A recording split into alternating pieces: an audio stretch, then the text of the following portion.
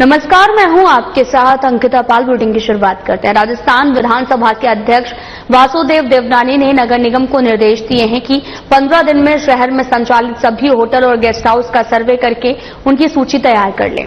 साथ ही उन्होंने अधिकारियों से भी पूछा कि कितनी होटल स्वीकृत मानचित्र के अनुसार बनी है और कितनों के पास में फायर एनओसी है और कितने होटल स्वीकृत विद्युत लोड पर चल रहे हैं। देवनानी ने यह भी कहा कि बिना स्वीकृति के चलने वाले होटल और गेस्ट हाउस को तुरंत सीज किया जाए। वे होटल और गेस्ट हाउस की सुरक्षा, फायर फाइटिंग सिस्टम और बिजली पानी कनेक्शंस को भी जांच करेंगे। बैठक के बाद में देवनानी ने डिग्गी बाजार स्थित होटल नाथ में हुए अग्निकांड स्थल का भी निरीक्षण किया और अधिकारियों को सुरक्षा उपायों को सख्त करने के निर्देश दिए हैं।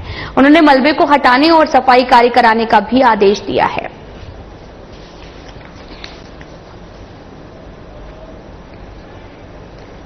आपको बताते चलें कि राजस्थान विधानसभा के अध्यक्ष वासुदेव देवनानी ने नगर निगम को निर्देश दिया है कि 15 दिन में शहर में संचालित सभी होटल और गेस्ट हाउस का सर्वे कर एक सूची को तैयार किया जाए। और साथ ही उन्होंने ये भी कहा कि अधिकांश जितने भी संचालित सभी होटल्स हैं जो उन्हें गेस्ट हाउस का सर्वे कर सूची तैयार करके भेजें।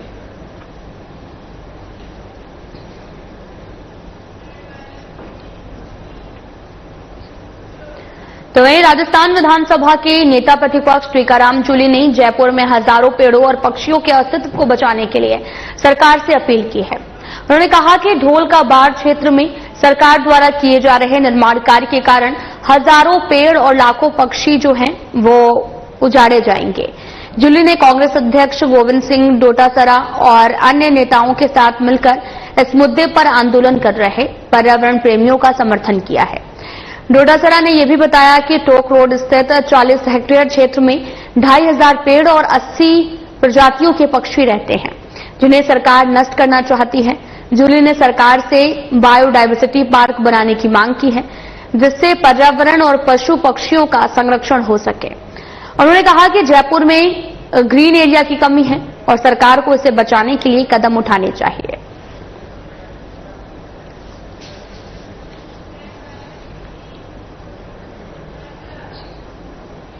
बीजेपी के वरिष्ठ नेता और पूर्व नेता प्रतिपक्ष राजेंद्र राठौर ने मुख्यमंत्री अशोक गहलोत के बयानों पर कड़ी प्रतिक्रिया व्यक्त की है। राठौर ने कहा कि गहलोत बाड़ाबंदी और प्रशिक्षण में अंतर नहीं समझ पा रहे हैं। उन्होंने गहलोत के पूर्व में सरकार गिराने के प्रयासों का उल्लेख करते हुए कहा कि कहीं पर निगाहें, कहीं पर निशाना। राठौर ने बीजेपी के प्रशिक्षण प्रकोष्ठ की सराहना की और कहा कि बीजेपी में प्रशिक्षण एक सतत प्रक्रिया है, जबकि कांग्रेस में बाड़ाबंदी होती है। उन्होंने मुख्यमंत्री भजनलाल शर्मा की नीतियों की सराहना करते हुए कहा कि उनके नेतृत्व में बिजली और पानी की कोई समस्या नहीं हो रही है। राठौर ने राहुल गांधी के विदेश यात्रा को लेकर भी तंज कसा, कांग्रेस नेताओं पर सवाल उठाए। प्रेस वार्ता में पूर्व केंद्रीय मंत्री कैलाश चौधरी और अन्य बीजेपी नेता भी उपस्थित रहे।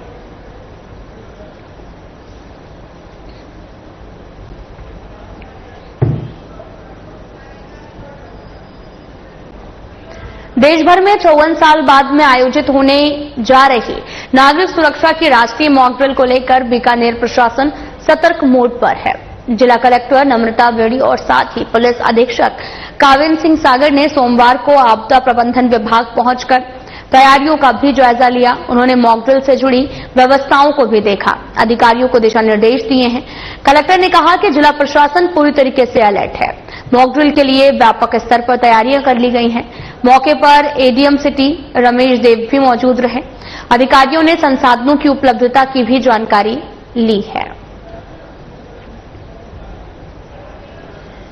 जिस हिसाब से निर्देश प्राप्त होंगे उस हिसाब से तैयारी कर ली जाएगी। वैसे हमारी सभी जो फैसिलिटीज हैं वो अलर्ट मोड में है।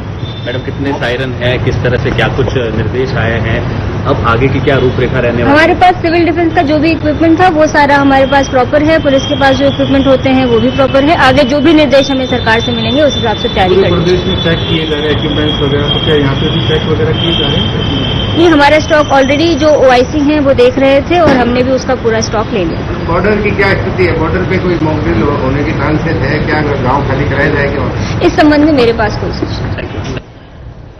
मुख्य सचिव सुधांश पंत ने rising Rajasthan global investment summit 2024 के दौरान हस्ताक्षरित 100 से भी 1000 करोड़ रुपए के एमओयू की समीक्षा बैठक की अध्यक्षता की है। उन्होंने निवेश प्रस्तावों की प्रगति, भूमि पूजन, क्रियान्वयन की भी दिशा में हो रहे प्रयासों की सराहना की। ये बैठक मुख्यमंत्री भजनलाल शर्मा के मार्गदर्शन में तैयार त्रिस्तरीय निगरानी प्रणाली का हिस्सा थी। पंत ने भूमि आवंटन में पारदर्शिता और वास्तविक आवश्यकता पर बल देते हुए कहा कि निवेशकों को शीघ्र समाधान उपलब्ध कराया जाए और साथ ही रीको की डायरेक्टर लैंड अलॉटमेंट पॉलिसी के भी तहत 15 मई से भूमि आवंटन शुरू होगा। बैठक में कई विभागों के वरिष्ठ अधिकारी उपस्थित रहे। दिसंबर 2024 में आयोजित समिट में रिकॉर्ड 35 लाख करोड़ रुपए के निवेश प्रस्ताव प्राप्त हुए हैं, जो राजस्थान के औद्योगिक विकास की दिशा में ऐतिहासिक उपलब्धि है।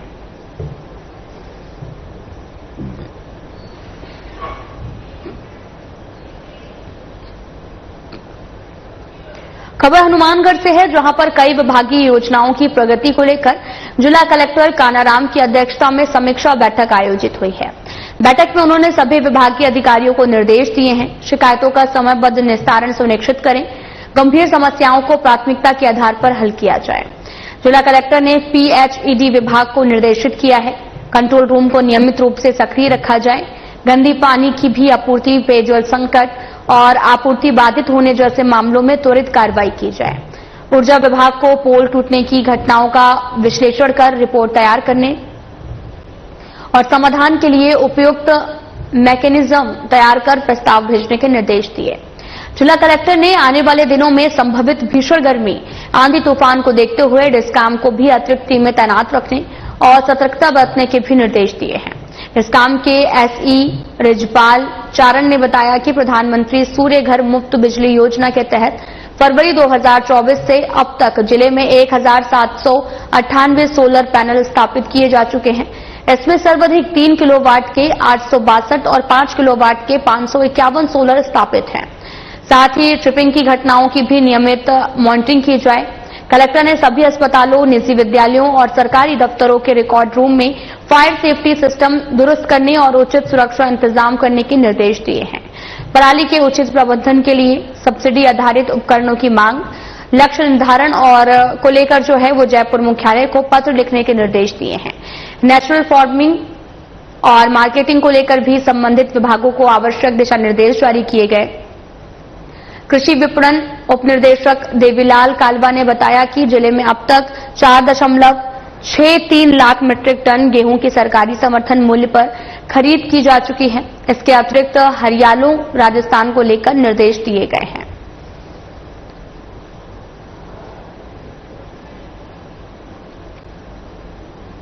आपको बताते चलें कि ये पूरा मामला हनुमानगढ़ से सामने आया, जहां पर विभागीय योजनाओं की प्रगति को लेकर तमाम तरह के निर्देश दिए गए हैं। जिला कलेक्टर ने विभागों की समीक्षा भी ली है और गर्मी और अधड़ को लेकर भी दिशा निर्देश जारी किए गए हैं।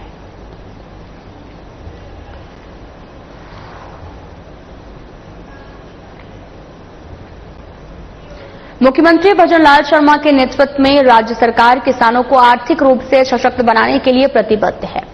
इसी दिशा में बीकानेर जिले के पेमासर गांव के युवा कृषक शिवकरण कुकड़ा ने भी कृषि नवाचार अपनाकर खजूर बगीचा स्थापित कर अपनी आमदनी दोगुनी कर ली है।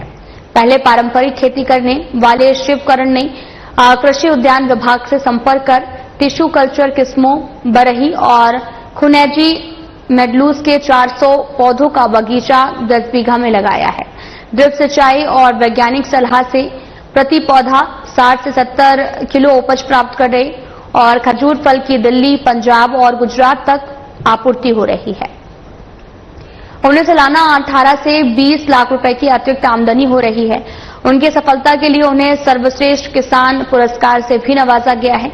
उद्यान विभाग 75% तक अनुदान उपलब्ध करवा रहा है, जिससे अन्य किसान भी प्रेरित हो सकते हैं।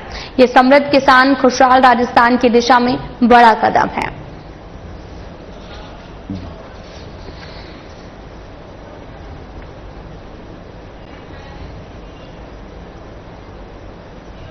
खबर हनुमानगढ़ से है, जहां पर गोगामेड़ी गांव के राजकीय विद्यालय के सामने रेडकोर की मेगा हाईवे सड़क थोड़ी सी बरसात में ही तालाब बन गई है। रेडकोर की ये सड़क जगह जगह से खंडहर में तब्दील हो गई है और इसमें गहरे गड्ढे भी बने हुए हैं, जो बरसात के समय में तालाब का रूप धारण कर लेते हैं। सड़क पर गहरे गड्ढों में पानी भरा होने के चलते वाहन चालकों को इसकी गहराई का पता नहीं चल पाता है, जिसके चलते वाहन चालक गहरे गड्ढे में गिरकर चोटिल हो रहे हैं। ये रेडकोर की सड़क जगह जगह से टूटी हुई होने के कारण कई बार वाहन चालकों के लिए दुर्घटना का सबब भी बन गई है। यहां आए दिन बड़ी दुर्घटनाएं घटित होती रहती हैं। गोगामेड़ी के जागरूक लोगों का भी कहना है कि रेडकोर सड़क जगह जगह से टूटी हुई होने के बाद में अवैध टोल भी वसूली कर रहा है, लेकिन इस टूटी हुई सड़क की ओर कोई भी ध्यान नहीं दे रहा। ग्रामीणों ने बताया कि इस संबंध में रेडकोर के उच्च अधिकारियों को कई बार अवगत भी कराया गया है, लेकिन रेडकोर इस टूटी हुई सड़क की ओर कोई भी ध्यान नहीं दे रहा। टूटी सड़क का शीघ्र निर्माण नहीं करवाए जाने पर ग्रामीणों ने आंदोलन की चेतावनी दी है। पिछले 2-2.5-3 साल से ऐसी पड़ी है, बार बार रेडकोर को बताया गया है, इसकी जानकारी दी गई है, आते हैं लिपापोती करके चले जाते हैं, कोई सुनने वाला नहीं है। डेली टोल की दरें बढ़ा रहे हैं, पैसे बढ़ा रहे हैं, अवैध टोल चला रहे हैं, लेकिन इस पे गौर करने वाला कोई नहीं है। मतलब यहाँ गड्ढों की स्थिति ये है कि 5-7 दिन पहले एक स्कॉर्पियो आई यहाँ से, ऐसे गड्ढे में गिरी, यहाँ से वैसे घूम के वापस मुंह हो गया उसका। ये स्थिति है यहाँ की।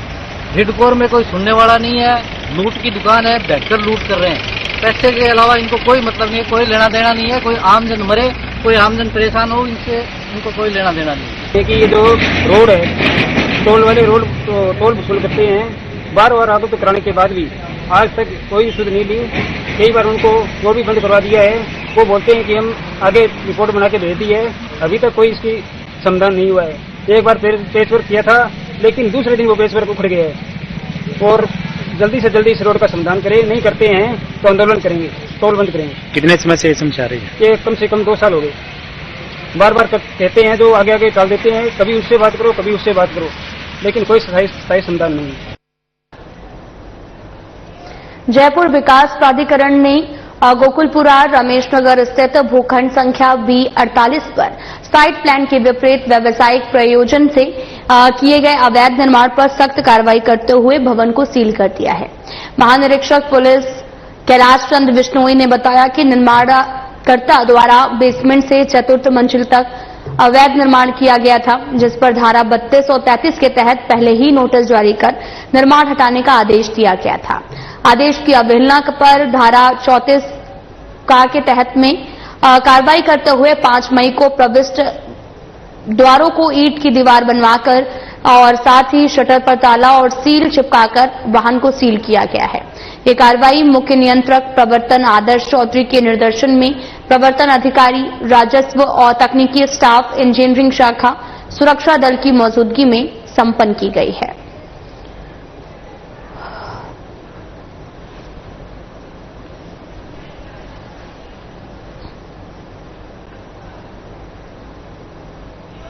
थाना सदर पुलिस ने एक निजी चैनल के रिपोर्टर और कैमरामैन पर पत्थरबाजी के मामले में 3 आरोपियों को गिरफ्तार किया है। पुलिस अधीक्षक ऋचा तोमर ने बताया कि 28 अप्रैल को निजी चैनल के संवाददाता और कैमरामैन से नहार सिंघी के बीच में वन भूमि पर हो रहे अवैध खनन की रिपोर्टिंग कर रहे थे। उसी दौरान अज्ञात बदमाशों ने उन पर पत्थरबाजी कर गालियां दी, जिससे वे मौके से भाग निकले। मामले की गंभीरता को देखते हुए एसपी ने एक विशेष टीम को गठित किया। अतिरिक्त पुलिस अधीक्षक चिरंजी लाल मीणा और सीओ हर्षराज सिंह खरेड़ा और एसएचओ रामस्वरूप राठौर के निर्देशन में कार्रवाई करते हुए टीम ने तकनीकी और खुफिया सूचना के आधार पर 3 आरोपी चंदू जाट, नरेंद्र केवट और ललित केवट को गिरफ्तार किया है और आरोपियों को जल्द न्यायालय में पेश किया जाएगा। मामला बीएनएस की कई धाराओं में दर्ज किया गया है।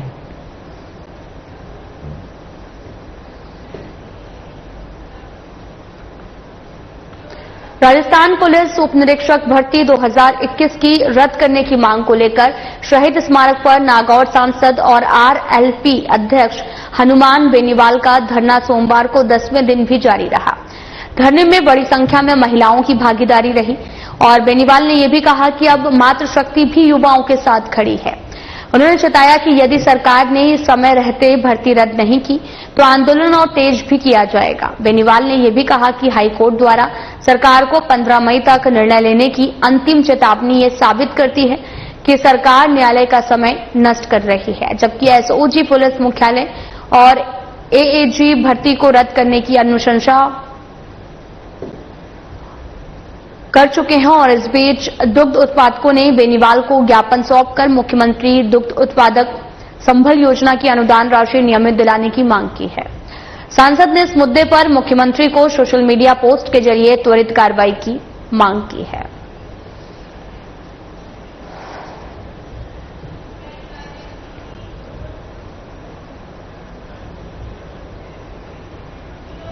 टोंक में कलेक्टर निवास पर जिला कलेक्टर और जिला प्रमुख ने पक्षियों के लिए लगाए गए परिंदे श्री दादू पर्यावरण संस्थान की ओर से चलाए जा रहे हैं और निःशुल्क परिंदा वितरण अभियान के तहत जिला कलेक्टर निवास पर कलेक्टर डॉक्टर सौम्या झा और जिला प्रमुख सरोज बंसल की ओर से पक्षियों की प्यास बुझाने के उद्देश्य से परिंदे लगाए गए हैं। और परिंदा कार्यक्रम प्रभारी महावीर मीना ने बताया कि प्रतिवर्ष संस्थान की ओर से 5 से 7 हजार परिंदों का निःशुल्क वितरण किया जाता है, जिससे ग्रीष्म ऋतु में पक्षी अपनी प्यास बुझा सकते हैं।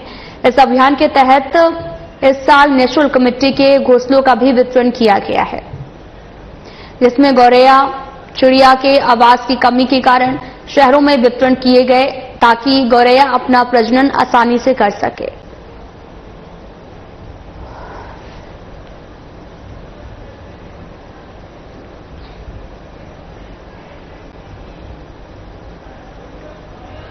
समरावता गांव में मतदान केंद्र परिसर में हुए थप्पड़ कांड, आगजनी, हिंसा, उपद्रव के मामले में आरोपी नरेश मीणा की टोंक SC/ST कोर्ट में पेशी हुई है। बूंदी जेल से नरेश मीणा को पुलिस ने कड़ी सुरक्षा व्यवस्था के बीच में कोर्ट पहुंचाया। मामले को लेकर नगरकोट थाने में दर्ज FIR नंबर 166/24 और 167/24 के तहत में कोर्ट में चार्ज पर बहस होनी है। नरेश मीणा की तरफ से सुप्रीम कोर्ट के अधिवक्ता फतेहराम मीणा ने पैरवी की है। सुरक्षा को लेकर कोर्ट परिसर उसके आसपास भारी पुलिस बल तैनात किया गया है। हिंसा के बाद से यह मामला लगातार चर्चा में है। नरेश मीणा की हर पेशी को लेकर समर्थकों में काफी ज्यादा उत्साह देखने को मिल रहा है। प्रशासन ने किसी भी स्थिति से निपटने के लिए कोर्ट के बाहर विशेष सुरक्षा बंदोबस्त किए हैं।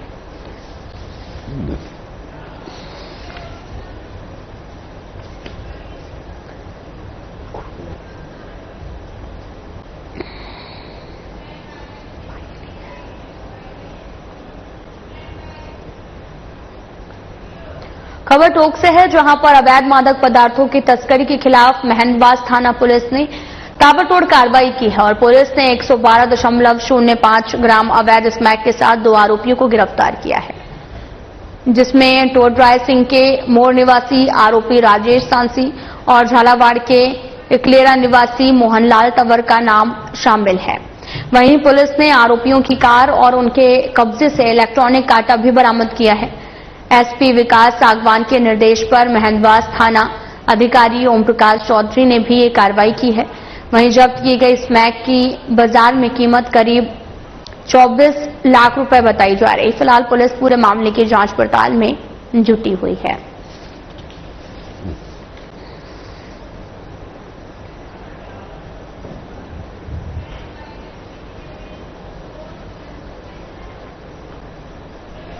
Anti gangster task force police मुख्यालय की टीम की सूचना पर प्रतापगढ़ जिले की छोटी सादुड़ी थाना पुलिस ने नाकाबंदी में जयपुर नंबर के एक ट्रक कंटेनर को रुकवाकर 785 किलो अफीम डोडा चूरा जब्त कर आरोपी तस्कर रामलाल जाट को गिरफ्तार किया है।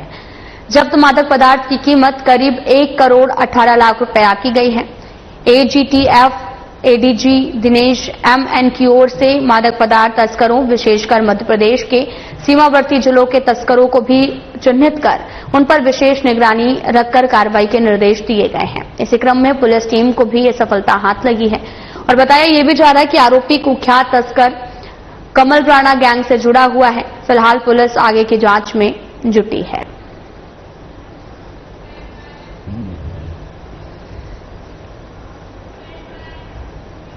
आशापुरा बिल्डकॉन ने अपने 38वें प्रोजेक्ट के लॉन्च के अवसर पर एक प्रेस वार्ता का आयोजन किया, जिसमें कंपनी ने आगामी एनआरआई बंगलो टाउनशिप की विस्तृत जानकारी को साझा किया है। और निदेशक हर्षवर्धन सिंह उचियारड़ा ने भी बताया कि यह टाउनशिप प्रथम चरण में लगभग 150 बीघा भूमि पर विकसित की जा रही है, जिसमें कुल 600 से आधुनिक विला शामिल होंगे। और ये प्रोजेक्ट विशेष रूप से एनआरआई समुदाय को ध्यान में रखते हुए डिजाइन किया गया है। इसमें आधुनिक जीवन शैली की सभी प्रमुख सुविधाएं उपलब्ध कराई जाएंगी। हर्षवर्धन सिंह ने यह भी कहा कि ये प्रोजेक्ट उन डेवलपर्स के लिए है जो एक प्रेरणा है और रियल एस्टेट में नवाचार का दावा करते हैं। प्रेस वार्ता में रियल एस्टेट जगत के कई प्रतिनिधि और मीडिया से जुड़ी हस्तियां मौजूद रहे। ये टाउनशिप जोधपुर के रियल एस्टेट विकास को एक नई दिशा को देने की ओर अग्रसर है।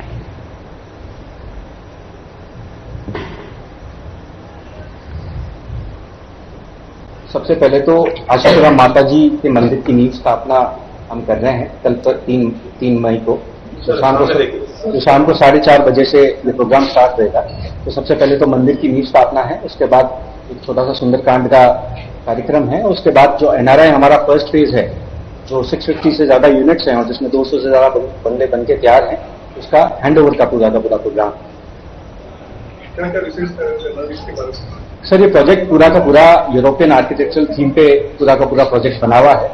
जो आज उसके ट्यून देखें तो ये प्रोजेक्ट 250 एकड़ से भी ज्यादा का बड़ा प्रोजेक्ट है पूरा का पूरा। इसके अंदर सारी जो अमेनिटी, सबसे पहले तो मैं सिक्योरिटी की बात करूंगा, तो सारी जो सिक्योरिटी अवेलेबल है, जो 3 टायर सिक्योरिटी जिसको अपन बोलते हैं, वो सारी सिक्योरिटी इसमें अवेलेबल। उसके अलावा 70,000 स्क्वायर फीट से ज्यादा का पूरा इसके अंदर क्लब हाउस है, जिसके अंदर सारे आउटडोर गेम्स, चाहे बैडमिंटन हो, चाहे स्क्वॉश कोर्ट हो, चाहे लॉन टेनिस हो, और जो इंडोर की अगर मैं बात करूं तो gymnasium, sauna bar, swimming pool, everything which you wish about, skating rings, amphitheatre, सारी की सारी सुविधाएं इसके अंदर उपलब्ध है।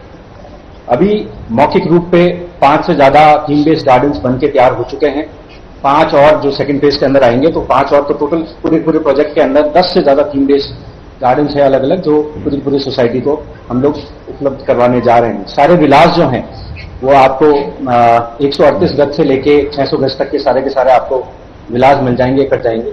और सबसे अच्छी बात है कि प्रोजेक्ट के डेवलपमेंट की अगर मैं बात करूं तो हर कोई डेवलपमेंट जो एक आदमी देखना चाहता है अपने लाइफस्टाइल में, वो हर तरीके का डेवलपमेंट हमने किया है विदाउट एनी कॉम्प्रोमाइज।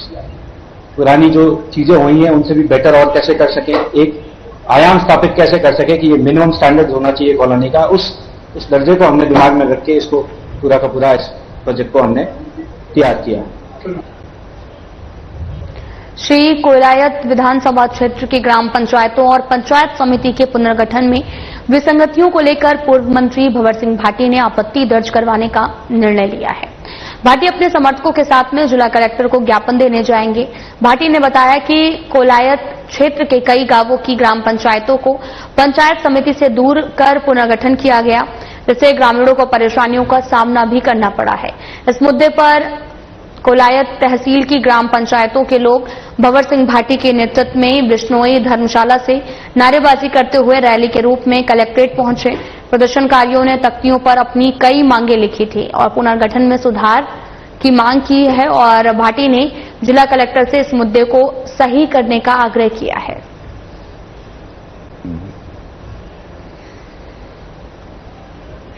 राजस्थान सरकार के एक आदेश के द्वारा प्रदेश में नई पंचायतें, पंचायत समितियां और जिला परिषदें बनाए जाने की अभी प्रक्रिया चल रही है। दिनांक 7 अप्रैल 2025 को इसी क्रम में जिला कलेक्टर बीकानेर के द्वारा बीकानेर की पंचायतों, नई पंचायतों, पंचायत समितियों की